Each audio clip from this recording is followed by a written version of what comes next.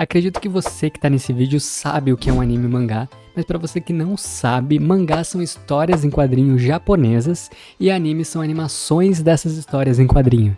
Mas no meio da criação de um anime, temos profissionais e processos importantes que fazem os animes serem tudo o que são hoje. E é esses processos que nós vamos ver hoje. Fala, otakus, tudo bem com vocês? Para explicar para vocês como um anime é criado, primeiro eu tenho que te falar sobre a profissão mangaka. O mangaka desenvolve a história, cria um enredo e define a trama. Isso inclui a criação de personagens, a definição de conflitos, de diálogo, personalidades, os arcos. Tudo isso é responsabilidade dele. Então, se as cenas do mangá estiver ruins sem continuidade, a culpa é do storyboarding do mangaka.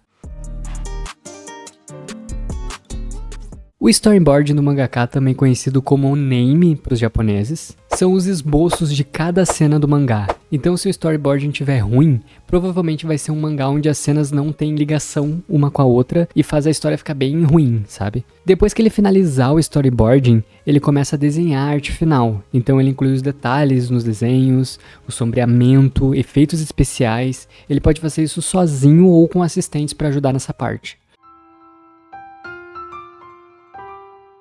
Depois que passamos por esse processo de criação do mangá, começa o processo judicial com as editoras. Alguns estúdios de criação de anime escolhem adaptar um mangá para anime e eles precisam de direitos autorais. Então eles adquirem do mangaka, que é o criador do anime, ou da editora responsável pela publicação do mangá. Daí isso envolve um monte de negociação e acordo legal que a gente não vai explicar nesse vídeo, tá? Depois de adquirir os direitos autorais, eles entram na primeira parte do processo de criação de um anime, que é a parte divertida.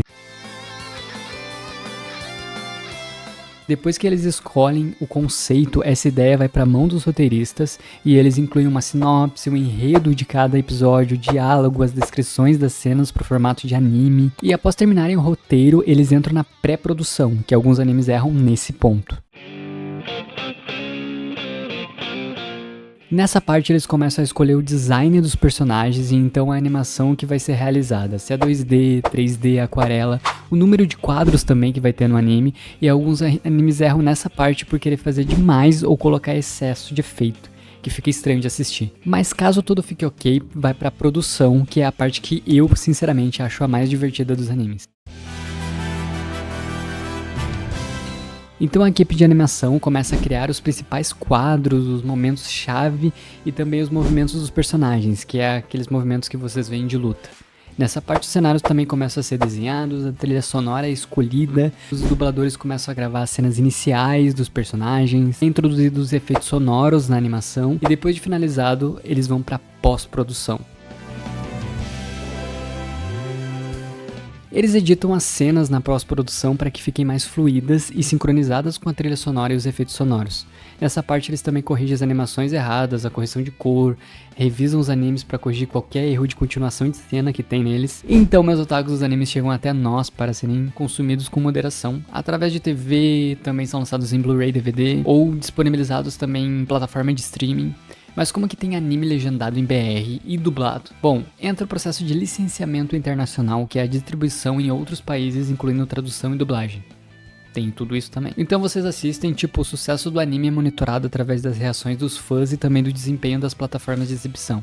Então, se necessário, eles podem ajustar o episódio, a temporada, com base no feedback dos espectadores e também na recepção da crítica. Bom, se você não sabia sobre o processo de criação de anime e aprendeu um pouco sobre a criação de anime, deixa o like, se inscreve no canal, ativa o sininho para perder nenhum vídeo e você vai poder analisar as animações agora, entendendo como que funciona cada partezinha delas. Obrigado por assistir e até amanhã.